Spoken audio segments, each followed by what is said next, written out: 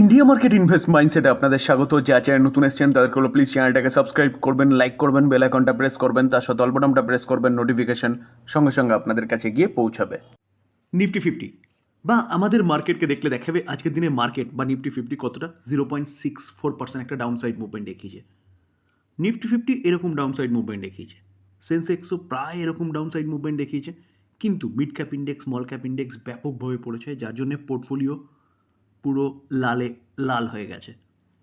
এবার প্রশ্ন হচ্ছে যে মার্কেটে দেখুন চার্ট দেখলে দেখা যাবে যে লোয়ার লো মেরে কিন্তু ক্লোজিং দিয়েছে, অর্থাৎ কোনো রকম কোনো রিকভারির সংকেতই দেখা যায়নি। তো আজকের দিনে মার্কেট পড়লো কেন?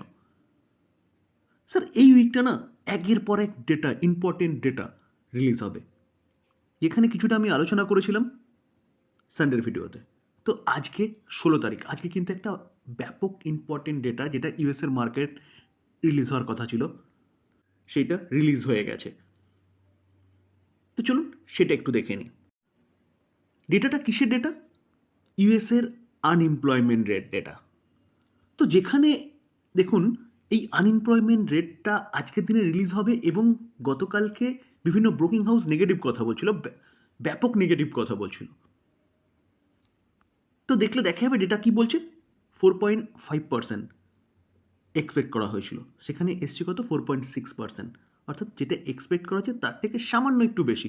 দেখুন 16ই ডিসেম্বর আজকের দিনে রিলিজ হওয়ার কথা ছিল, এবং এটা রিলিজ হয়ে গেছে। এই কারণ, এটাই হচ্ছে একমাত্র কারণ ছিল, কারণ বিভিন্ন ব্রোকিং হাউস আরও বাড়ার কথা বলছিল আনএমপ্লয়মেন্ট রেট। তো সেখানে বলতে পারেন যে যা এক্সপেক্ট করা হচ্ছে সেটা আসেনি, সামান্য একটু বেড়েছে। দেখুন নভেম্বর মাসে যেটা এক্সপেক্ট করা হয়েছে সেখান থেকেও সামান্য একটু বেড়েছে, এবং এই মাসেও, অর্থাৎ নভেম্বর মাসে, সেপ্টেম্বর মাসে ডেটা বেরিয়েছে, কিন্তু অক্টোবরের ডেটা বেরোয়নি। নভেম্বর মাসে ডেটা বেরিয়েছে 16ই ডিসেম্বর, অর্থাৎ আজকের দিনে, যেটা এক্সপেক্ট করা হয়েছে তার থেকে সামান্য বেশি হয়েছে।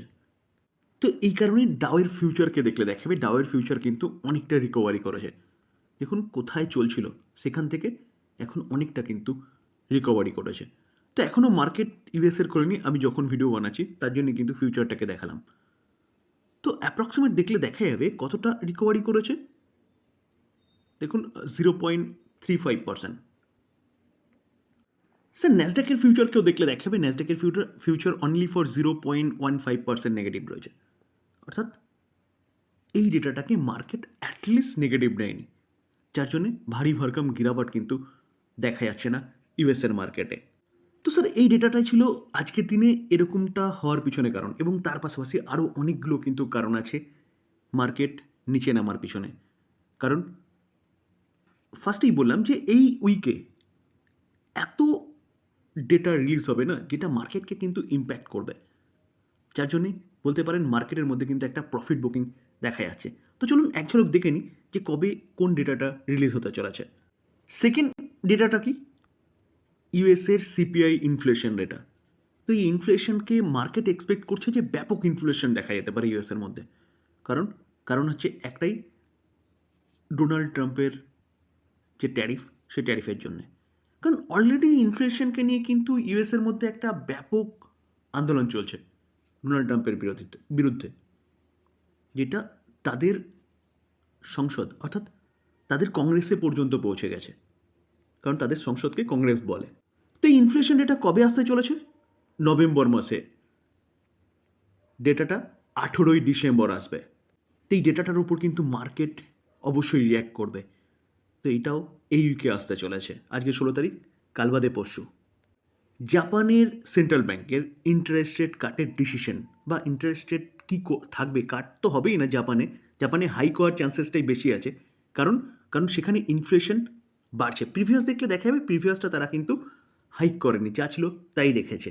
তো ব্লুমবার্গের রিপোর্ট অনুযায়ী বা বিভিন্ন দিগ্গজ ব্রোকিং হাউসগুলোর ইনভেস্টিগেশন অনুযায়ী জানা যাচ্ছে কি এবার হয়তো জাপান রেট হাইক করতে পারে এবারের তাদের সেন্ট্রাল ব্যাংকের মিটিংয়ে। তো সেটা কবে জানতে পারবো? 19 ডিসেম্বর। লাস্ট কবে করেছিল? জানুয়ারিতে। সেই সময় কিন্তু মার্কেটে একটা ভূমিকম্প এসেছিল।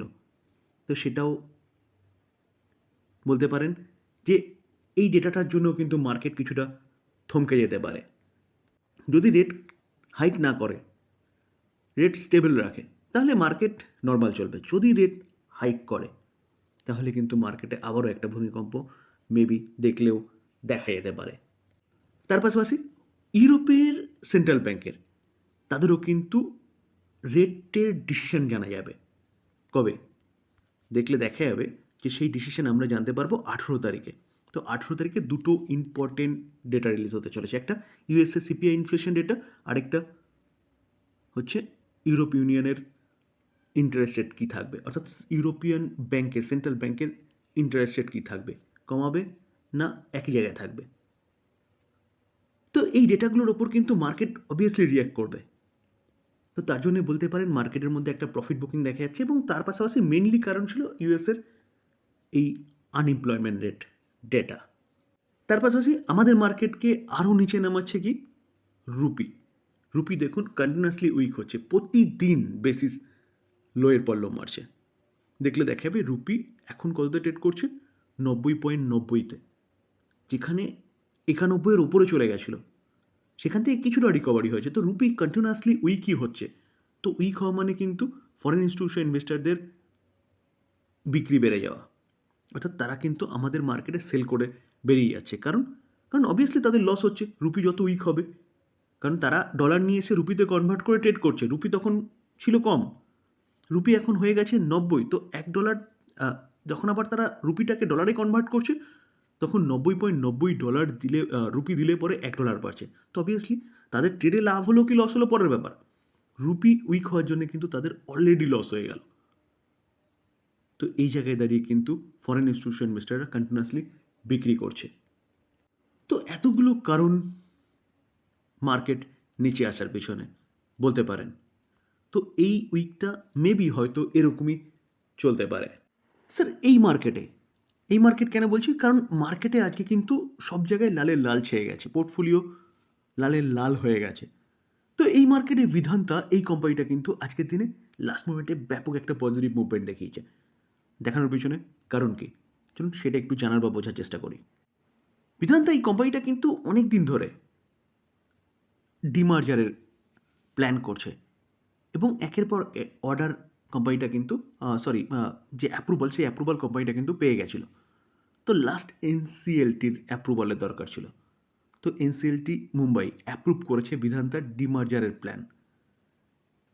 তো যার জন্যই কিন্তু কোম্পানিটা আজকের দিনে 4% মতন একটা ভালো আপসাইড মুভমেন্ট দেখিয়েছে, যেখানে এই ডিমার্জারের ব্যাপারটা কিন্তু অনেক দিন ধরেই ঝুলছিল। যেখানে এই বিধান্তা কোম্পানিটা ডিমার্জ হয়ে কী হতে চলেছে, বিধান্তা অ্যালুমিনিয়াম, মেটাল, তারপরে পাওয়ার, এনার্জি, স্টিল এবং আয়রন, তো এইভাবে কিন্তু ভাগ হতে চলেছিল বিধান্তা এই কোম্পানিটা। সেই অ্যাপ্রুভাল আজকে এনসিএলটি থেকে পেয়ে গেছে। তো এই কারণে কোম্পানিটা কিন্তু লাস্ট মুভমেন্টে নেগেটিভ থেকে পজিটিভে ছুটেছে এবং 4% মতন একটা ভালো আপসাইড মুভমেন্ট প্রেজেন্ট করেছে।